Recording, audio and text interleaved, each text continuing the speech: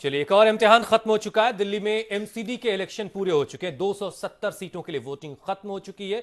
2 सीटों पर वोटिंग बाकी है। इलेक्शन कमीशन ने बड़े पैमाने पर इसके लिए इंतजाम किए थे और तमाम राजनीतिक दलों की साख जो है दांव पर थी। हालांकि एमसीडी इलेक्शन थे, फिर भी बड़े पैमाने पर इसको कवरेज मिली है। बहुत राष्ट्रीय स्तर पर इसको देखा और दिखाया गया। कुछ इस तरीके के हालात थे इस बार। अच्छा, ब्रेक पर जाने से पहले हम बात चूंकि ईवीएम पर कर रहे थे और अवधेश जी आप उस पर कुछ कहना चाह रहे थे, लेकिन मैं उसमें एक छोटी सी चीज जोड़ दूं कि उत्तर प्रदेश में आने वाले वक्त में लोकल बॉडी के चुनाव हैं और वहां की तरफ से ये बात खास तौर से कही गई थी, जिसका जिक्र वीवीपीएटी का जो जिक्र आ रहा है, उन इलेक्शन कमीशन जो यूपी स्टेट के, उनकी तरफ से बात कही गई कि भाई हम इनसे इलेक्शन नहीं करवाना चाहते हैं। इस चीज को नजर में रखते हुए आप अपनी बात। नहीं, देखिए वीवीपीएटी में अगर मेरा मानना है कि मतदान जो है अपने यहाँ ये गुप्त मतदान है।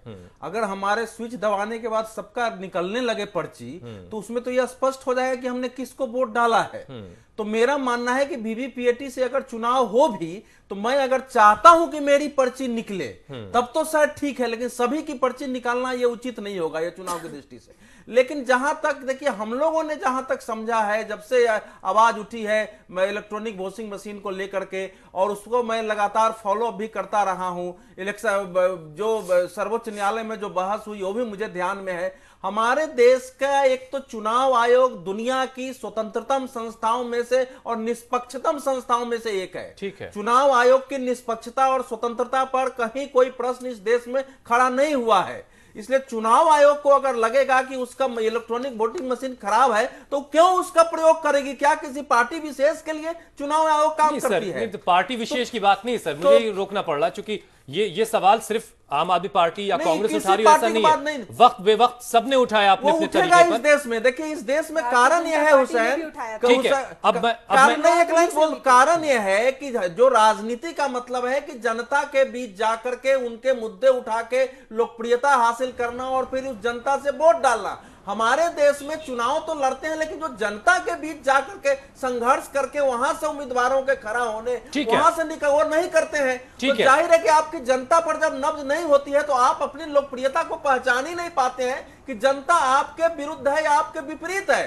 तो फिर वो आप वीवीपैट की बात करेंगे, आप कहेंगे चुनाव मशीन में खराबी है, उसको आप करते हैं। ये हमारे देश में हो रहा है। ये अब जो आम आदमी पार्टी थी वो जनता के बीच से खड़ी हुई पार्टी थी। बेहतर तरीके से उन्होंने एक संगठन खड़ा किया और भारतीय जनता पार्टी को धूल चटा दी।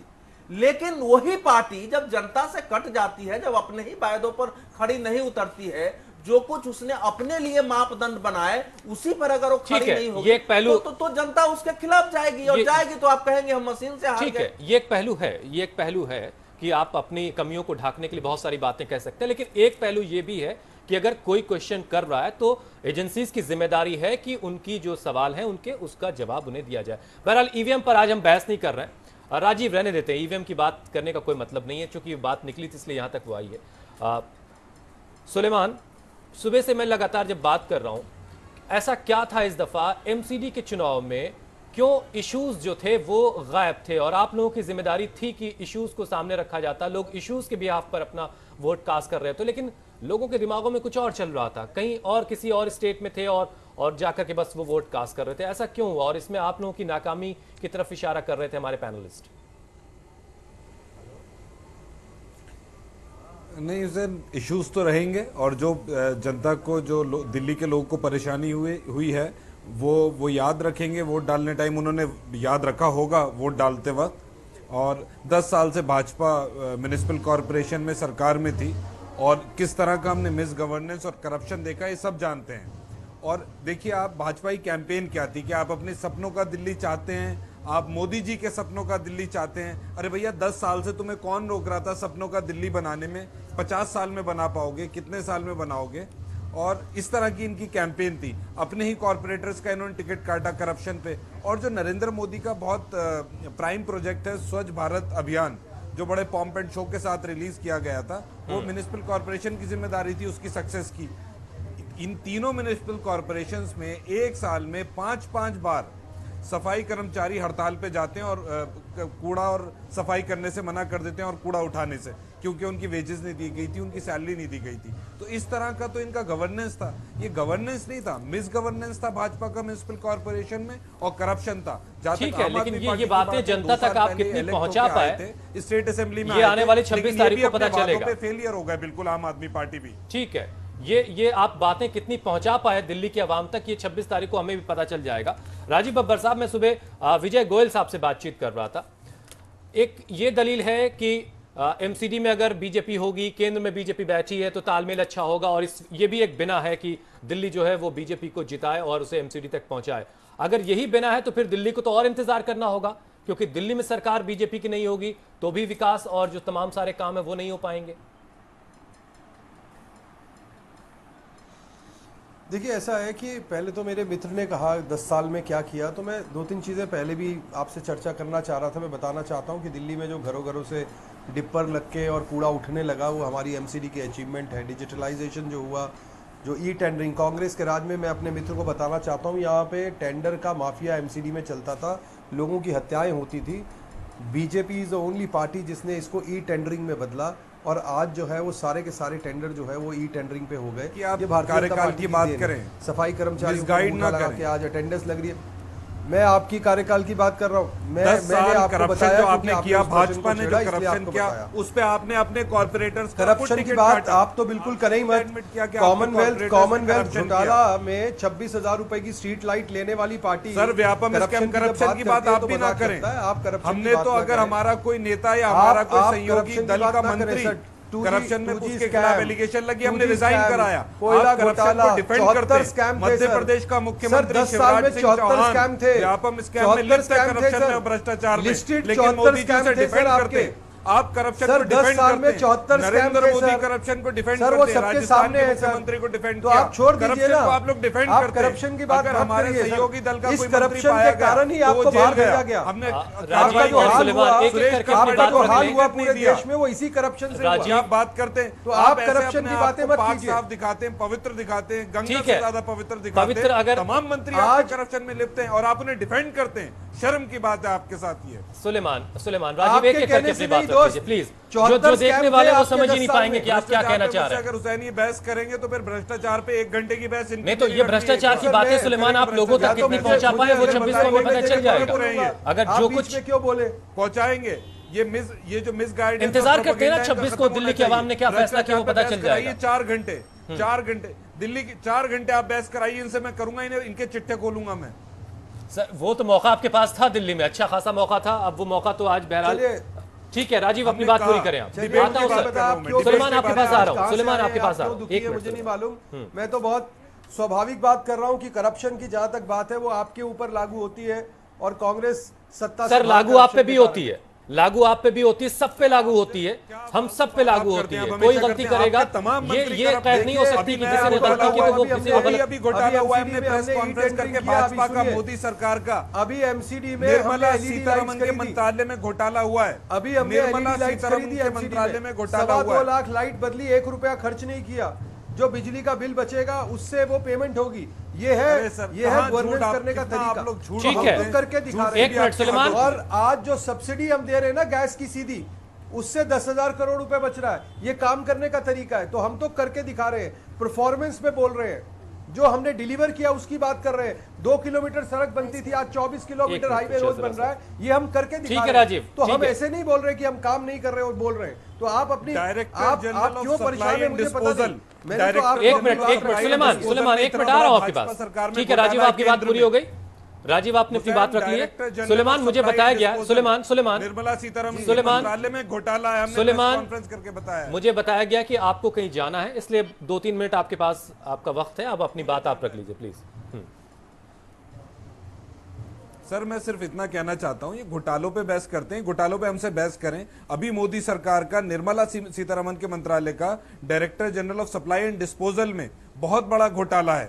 वो हमने प्रेस कॉन्फ्रेंस करके परसों कहा है, कांग्रेस पार्टी ने, सुरजेवाला जी ने, रणदीप सुरजेवाला जी ने प्रेस कॉन्फ्रेंस करके कहा है। बात क्या है कि नरेंद्र मोदी जी और बीजेपी के मंत्री जब घोटाला करते हैं और मुख्यमंत्री घोटाला करते हैं, ये उस घोटाले को छुपाते हैं और घोटालों को और करप्शन को, भ्रष्टाचार को बढ़ावा देते हैं, उन्हें आप क्या डिफेंड कर रहे करते होते हैं? हैं। आपको ये एक्सपोज बात है, करना और चाहिए ना। प्रोपेगेंडा करते हैं, अरे भाई, कांग्रेस जनता भ्रष्ट से है, कुछ ये नहीं तमाम छुपता, भ्रष्ट सुलेमान भाई। है। ए राजा कोई हमारे आदमी सहयोगी जनता दल से के नहीं मंत्री छुपा थे, वो सकता। जेल गए, हमने हटाया। जनता को सुरेश सब पता कालमाडी होता है हमारे और पार्टी के एमपी थे, देर हमने सवेर लोकसभा का सब चीजें टिकट बाहर नहीं आती दिया हैं। उन्हें, हम उनको एक तरफ कर देते देश में ये संविधान है, परसेप्शन बनाते संवैधानिक कि जेल संस्था गए है, बड़े ऐसा थे। नहीं ये होता है। भ्रष्टों को बचाते हैं, ये संरक्षण देते हैं, वसुंधरा राजे सिंधिया को, रमन सिंह को, शिवराज सिंह चौहान को, सबको ये बचाते हैं। भ्रष्टाचारियों को बचा के और दिखाते हैं बहुत साफ है।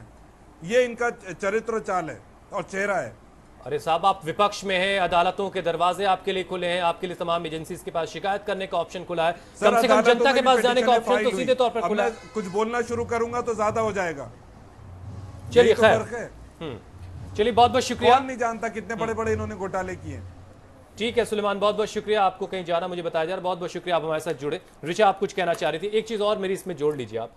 कुछ मतलब मैं तमाम लोगों से जब बात कर रहा था कि जिस तरीके से आपको एमसीडी को लेकर के अपनी बातें रखनी चाहिए थी, आप इसलिए नहीं रख पाए क्योंकि आपके अपने बहुत सारे लोगों पर कुछ इस तरह के चार्जेस लग गए थे कि आप वो बातें उस तरीके से नहीं रख सके जैसे आपको रखनी चाहिए थी। हुसैन, मुझे बहुत आश्चर्य होता है कि अगर किसी पे चार्ज लगे हैं तो वो प्रूव हुए हैं क्या उसके बाद उसके ऊपर कोई कोर्ट में केस या उसके बाद कार्रवाई या उनको सजा हुई है? हमारी पार्टी इकलौती ऐसी पार्टी है जहां पर अगर 6 लाख की घूस की कॉल का अगर कोई रिकॉर्ड हमें मिलता है तो हम उसे कैबिनेट मंत्री पद से हटा देते हैं। अगर हमें कोई चरित्रहीनता का एक कोई कैरेक्टर असैसिनेशन का कोई केस मिलता है तो हम उसे अपने मंत्रिमंडल से हटा देते हैं। हमारे आज जो भी हमने आज तक कहा, जिन पॉइंट्स पे हमारी पार्टी आई थी, हम उस हर मापदंड पे खरे उतरने की पूरी कोशिश करते हैं और हम कामयाब भी हुए हैं। परंतु जब माहौल इस तरह का बनाया जाता है कि ये माहौल इस तरह का बनाया जाता है, ये इसलिए इसका मतलब यही है कि आप एमसीडी का चुनाव लड़ रहे हैं, एमसीडी में लोकल मुद्दों की बात होनी चाहिए। जब हम कह रहे हैं कि house tax Bharatiya Janata party ने 2012 में बोला था कि हम माफ कर देंगे और 2017 में वो जब हम कह रहे हैं तो कह रहे हैं आप तो कर ही नहीं सकते, तो यानी तब आपने झूठ बोला था। आपने जो मैनिफेस्टो में उस वक्त वादे किए थे वो आपने मैनिफेस्टो ही अपना हटा दिया वेबसाइट से और सेम मैनिफेस्टो को उठा के 2017 में आप कह रहे हैं मोदी जी के सपनों की दिल्ली। मतलब एक तरह से बरगलाने की कोशिश। आज आपके पास, क्योंकि केंद्र सरकार है भारतीय जनता पार्टी के पास, आपके पास हर तरह की क्षमता, आपके पास हर तरह का आपके पास मसल पावर है, साधन है, इसलिए येन केन प्रकारेण आप पूरा डिस्कोर्स चेंज करना चाहते हैं। और यही नहीं, जिस प्रकार आपने यूपी में एक तरह से बयानबाजी कर करके पूरा ध्रुवीकरण किया था, आपने दिल्ली में करने की कोशिश की, पर आप वहां सफल नहीं हो सकते हैं क्योंकि यहां पर एक सरकार है जो काम करके दिखा रही है। ये बात दूसरी है कि हमारे कामों पे आप पर्दा डालने की पूरी कोशिश करते हैं। पर्दा स्कैम आप करते हैं, आप पेंशन घोटाला करते हैं, आप होर्डिंग घोटाला करते हैं, पार्किंग के इतने सारे स्कैम आपके हैं, जितना रेवेन्यू जनरेट होना चाहिए उसका रेवेन्यू नहीं होता। स्वच्छ भारत जो आपके प्रधानमंत्री, हमारे प्रधानमंत्री का पेट प्रोजेक्ट है, उसका 1% आप एमसीडी के द्वारा खर्च नहीं कर पाते और आपकी इतनी हिम्मत होती है कि आप फिर से जाके कह रहे हैं हमें मोदी जी के सपनों की दिल्ली बनानी है। ये कहां से आ रहा है? तो इसका मतलब आप डिस्कोर्स चेंज कर रहे हैं। आप डिस्कोर्स, हमने आपको 45 करोड़ साउथ एमसीडी में दिए डेंगू के लिए, उसमें से 18 करोड़ आपने खर्च किए। आपने पूरा पैसा क्यों नहीं खर्च किया? हमने जो आपको पैसा दिया डेंगू चिकनगुनिया मलेरिया के दिल्ली की जनता तक पहुंचाई है ना, हमने पूरी कोशिश की। जो हमारे पास साधन है, जो हमारे पास क्षमता है, हमने उसकी कोशिश की और दिल्ली की जनता ने देखा है कि उसके किस तरह से उसको क्या फायदा हुआ है 2 साल में। कुछ रिएक्ट करना चाह रहा राजीव प्लीज। मैडम, एक तो मैं आपसे ये कहना चाहूँगा क्योंकि आपने बहुत जोर से कहा कि आप आम आदमी पार्टी की बहुत कद्दावर नेता हैं। मैं आपको ये बताना चाहूँगा, आपने जो शब्द प्रयोग किया था कि कबाड़ी, आपने कहा ना कि मैं कोर कमेटी में, आपने कहा मैं चुनाव लड़ाती हूँ, ऐसा आपने कहा। अरे आप भी बहुत सारे चुनाव लड़वाते हैं साहब, जाने दीजिए। कबाड़ी शब्द प्रयोग किया, कबाड़ी की मशीन है। अरे सुनिए ना मेरी बात मैडम, सुनिए, आप मेरी बात सुनिए।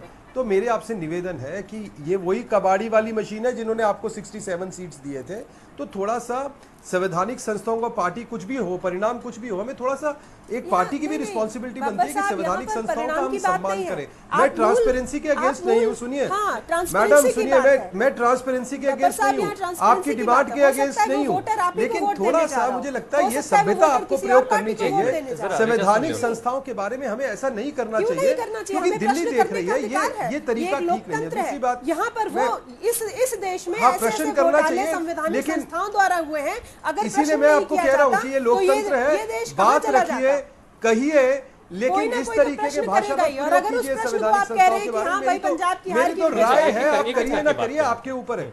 दूसरी बात, आपको एक चीज समझाना चाहता हूं, जिस सरकार की आप बात कर रही हैं कि आपने बहुत विकास किया, मैडम आपको मालूम है दिल्ली में पहली बार मेट्रो प्रोजेक्ट लेट हुआ, फेज 4 और फेज 5 आपकी सरकार के कारण।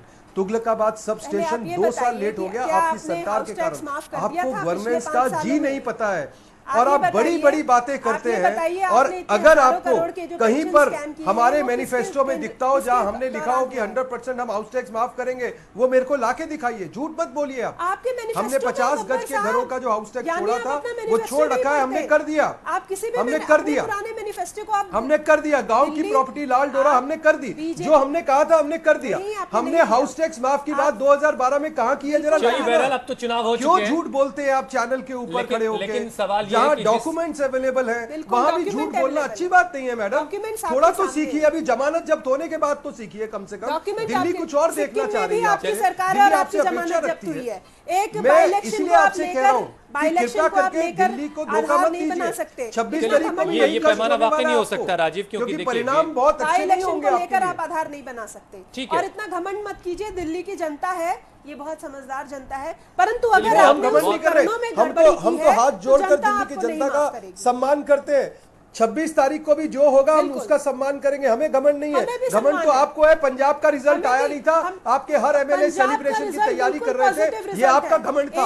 आपने सीएम ऑफिस में करोड़ रुपया खर्च दिया सेलिब्रेशन के लिए, पंजाब का गुब्बारे लगा दिए, आपने लाल कालीन बिछा दिए, वो आपका घमंड था। राजीव साहब आपको है, हमें नहीं है। हम तो जनता को हाथ जोड़ के बात कर लेते हैं।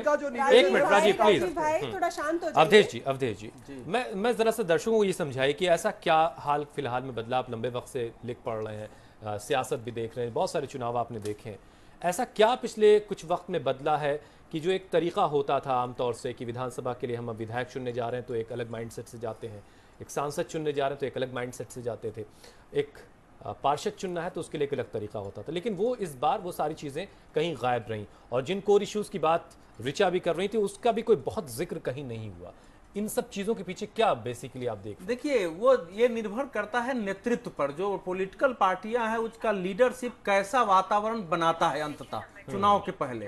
और दोनों पार्टियों को हम देखें तो आम आदमी पार्टी ने, यद्यपि वो दिल्ली का राज्य करती थी, लेकिन हमेशा वो मुद्दे राष्ट्रीय उठाती थी। केंद्र सरकार को लेकर के नरेंद्र मोदी को लगातार निशाना बनाना और उनके कारण हमको काम में बाधा है, और एक बड़ा वो व्यापक पैमाने पर देखते थे। और एक मुझे लगता है कि एक एम्बिशन भी आम आदमी पार्टी का था, जिसमें कोई बुराई नहीं है रखने में, राष्ट्रीय एम्बिशन रखते थे।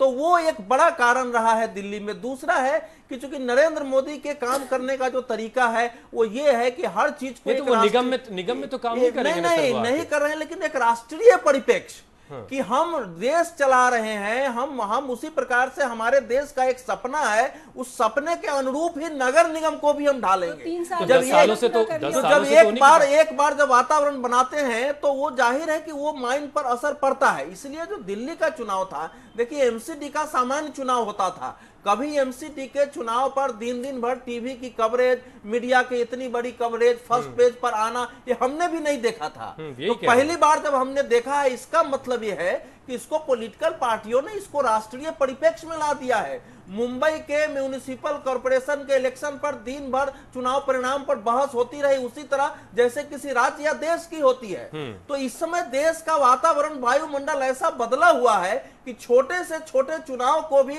नेशनल कंटेक्स्ट में ले लिया जाता है और फिर उस चुनाव के जो संदर्भ हैं वो बदल जाते हैं। और साल भर हम चुनावी मोड में भी रहते हैं। 10 साल चूंकि भारतीय जनता पार्टी थी, इसलिए उसके हित में भी था कि इस चुनाव को दिल्ली में लोकलाइज करने की बजाय इसको एक राष्ट्रीय परिप्रेक्ष्य दो कि हम क्या कर रहे हैं, और उसमें वो सफल रही है। इसमें बाकी आम आदमी पार्टी, कांग्रेस पार्टी भले आरोप लगाती रहे, लेकिन भारतीय जनता पार्टी अपनी रणनीति में सफल दिखाई दे रही है कि दिल्ली म्यूनिसिपल में भी नरेंद्र मोदी के नाम पर वोट पड़ रहे हैं। तो ये उसकी सफलता थी जिसमें सारे लोग फंस गए हैं। आम आदमी पार्टी की जो समस्या है वो ये है मेरी नजर में कि आम आदमी पार्टी ने अपने लिए एक बहुत बड़ा मापदंड खड़ा किया था, नैतिकता का भी, काम करने का भी, व्यक्तिगत व्यवहार का भी। लोगों को यह निराशा हुई कि उस कसौटी पर आम आदमी पार्टी स्वयं खरी नहीं उतरी है। आम आदमी पार्टी को यह आत्ममंथन और आत्मचिंतन का विषय होना चाहिए और उसमें वो सुधार की कोशिश करें। अगर लंबी राजनीति करनी है तो वो ईवीएम पर मत जाएं, क्योंकि लोग वोट देंगे तो वही ईवीएम इनको जिताएगा। चलिए, केश कुमार जी से मेरा ये अनुरोध है कि आम आदमी पार्टी को वो जिस तरह क्रिटिकल एनालिसिस कर रहे हैं और हमें जो सीख दे रहे हैं बहुत अच्छा है, आदरणीय वरिष्ठ पत्रकार हैं, परंतु उसी चश्मे से बहुत अच्छा होता कि वे भारतीय जनता पार्टी के 10 साल के कुशासन पे भी कुछ शब्द कहते, क्योंकि आम आदमी पार्टी एक नई पार्टी है, उसे कुचल देना जो कि एक तरह से दमन की और एक तरह दमन की राजनीति भारतीय जनता पार्टी की तरफ से हो रही है। इसे यही खत्म हमने क्या कहा, यही खत्म भारतीय जनता पार्टी के 10 साल के बारे में मैंने कहा है, वो नई पार्टी को 67 सीटें नहीं देखिए, भारत में कोई पार्टी किसी को कुचल नहीं सकती है। अकेला आदमी किसी को चुनौती देकर चुनाव लड़ सकता है और आम आदमी पार्टी दिल्ली में एक बड़ी पार्टी है, आपकी शक्ति है, कोई कुचलने के लिए किसी की हिम्मत नहीं है आपको कुचल। परंतु आप 10 साल के कुशासन नहीं, लेकिन जनता अगर आपके खिलाफ हो जाएगी तो किसी को कुचलने की जरूरत नहीं होगी, उस जनता को अपना बना के रखिए। बस हमारी ही है। ठीक है, बहुत अच्छी बात है। 26 तारीख को उसका अंदाजा हो जाएगा। वक्त चूंकि बहुत कम बचा है राजीव भाई, तो अब जरा सा उस पर आते हैं कि आपकी जो इनपुट्स हैं, आपके पास जो रिपोर्ट्स आ रही हैं दिल्ली के अलग अलग इलाकों से, वो क्या कह रही हैं और आपको कहां तक के आंकड़े तक पहुंचा रही हैं? देखिए, ऐसा है कि जैसा हमारा पहले भी अनुमान था कि 200 से ज़्यादा, 2/3 से ज़्यादा बहुमत हमें दिख रहा है। और अभी भी जो मेरे पास अभी प्रोग्राम चलते चलते भी जो SMS आ रहे हैं पार्टी हेडक्वार्टर से और जिस तरीके का फीडबैक आ रहा है, उस फीडबैक में हम 200 से ज़्यादा सीटें निश्चित रूप से जीत रहे हैं। और लोगों को लगता है कि एक ऐसी पार्टी के साथ रहना चाहिए जो देश में बहुत अच्छी सरकार चला रही है। दिल्ली को एक मौका मिला कि दिल्ली तीनों सरकारों के बीच में कंपैरिजन कर पा रही है। कांग्रेस को देखा, आम आदमी पार्टी को देखा 2.5 साल से, और मोदी जी को भी देखा। तो उस कंपैरिजन में जो काम है, लोगों को लगता है कि भारतीय जनता पार्टी पॉजिटिव कर सकती है, इसलिए मुझे लग रहा है कि उस पर विश्वास लोगों का ज़्यादा बन रहा है। ये तीनों कॉन्टेक्स्ट हालांकि अलग अलग हैं जिनका आपने तीनों का जिक्र किया है। ऋचा, आपकी क्या रिपोर्ट्स कह रही है? लेकिन जो केजरीवाल का ट्वीट है वो एक आशंका से भरा हुआ ट्वीट भी लग रहा है साथ ही साथ। देखिए, हमारी अभी रिपोर्ट्स मैं केवल यही कहना चाहूँगी कि सुबह से लेकर शाम तक हमने बहुत सारे रिपोर्टर्स से भी बात की, मीडिया के ही लोगों से बात की, और वो भी हमें आके बता रहे थे कि जहाँ जहाँ वे लोग गए हैं वहाँ वहाँ आम आदमी पार्टी की चर्चा हो रही है। लोग कह रहे हैं कि हाँ, झाड़ू उनके बूथ्स के ऊपर, उनके पोलिंग स्टेशंस के ऊपर टेबल्स को देख के, लोगों के मनोबल को देख के ये लग रहा है कि आम आदमी पार्टी वहाँ बहुत सशक्त है। चाहे वो ईस्ट दिल्ली हो, साउथ दिल्ली हो या नॉर्थ दिल्ली हो, हर जगह हमारी बहुत स्ट्रॉन्ग रिपोर्ट्स आई हैं। और मुझे ये पूरा विश्वास है कि अगर ये ईवीएम वाला प्रॉब्लम ना हो तो हमारी सरकार ये चीज जोड़ करके तो आप लोग जो है वो थोड़ा सा अपने आप को कमजोर भी कर दे रहे हैं। अवधेश साहब एक छोटी सी चीज और, सोशल, एक मिनट राजीव साहब आऊंगा मैं आपके पास। अवधेश जी, सोशल मीडिया ने किस तरह का रोल प्ले किया इस बार? देखिए, सोशल मीडिया भी बिल्कुल सक्रिय रही है और सोशल मीडिया ने भी एमसीडी को राष्ट्रीय चुनाव बना दिया है। इस बार मैं बार बार कह रहा हूं कि एमसीडी के जो मुद्दे थे और एमसीडी के जो भारतीय जनता पार्टी की 10 साल में जो थोड़ी बड़ी विफलता थी, क्योंकि एमसीडी में जो काम किया हो बीजेपी को भी पता है कि उसने क्या किया है, वो सोशल मीडिया, उसके बजाय सोशल मीडिया ने केजरीवाल, सोशल मीडिया ने मोदी, उसको ज्यादा उछाला है। और इस कारण से लोगों की मानसिकता में मोदी और केजरीवाल भरा रहा है इस चुनाव में। और उस मोदी और केजरीवाल के भरे होने के कारण वोट का पैटर्न भी वही रहा है। लोकल स्तर पर कहीं कहीं जरूर लोकल लेवल पर जो कहीं निर्दलीय खड़े हैं, स्थानीय स्तर पर मुद्दे बनाने की कोशिश हुई है, लेकिन ज्यादातर जगह हमने देखा जो नारे भी लगते रहे हैं जो रास्ते पर, वो भी राष्ट्रीय परिप्रेक्ष्य में लगते रहे। और हमारी और आपकी जिम्मेदारी है कि उन मतदाताओं को जागरूक किया जाए, उन्हें बताया जाए कि आप किसे चुनने जा रहे हैं और आपको यहाँ पर किस तरीके से चुनाव करना है। की भूमिका क्या है ये भी बताने की हमारी जरूरत थी, जो शायद हम लोग भी नहीं कर पाए कि ये अगर हमसे भी कोई खामी हुई तो वो भी हमारे लिए आत्ममंथन का विषय है। आता हूं बस छोटा सा एक फाइनल कमेंट, राजीव बब्बर साहब एक छोटा सा फाइनल कमेंट कीजिए क्योंकि अब शो खत्म करने का वक्त हो रहा है। कैसी तैयारियां हैं 26 तारीख को? देखिए, भारतीय जनता पार्टी ने जो भी पिछले 10 साल में काम किया उसका एक पॉजिटिव हमें सपोर्ट मिल रहा है, और जिस तरीके से केंद्र सरकार कर रही है उसकी भी गुडविल का हमें फ़ायदा हो रहा है, इसलिए हम 2/3 से ज़्यादा सीटें जीतेंगे, इसमें हमें कोई शंका नहीं। रिचा,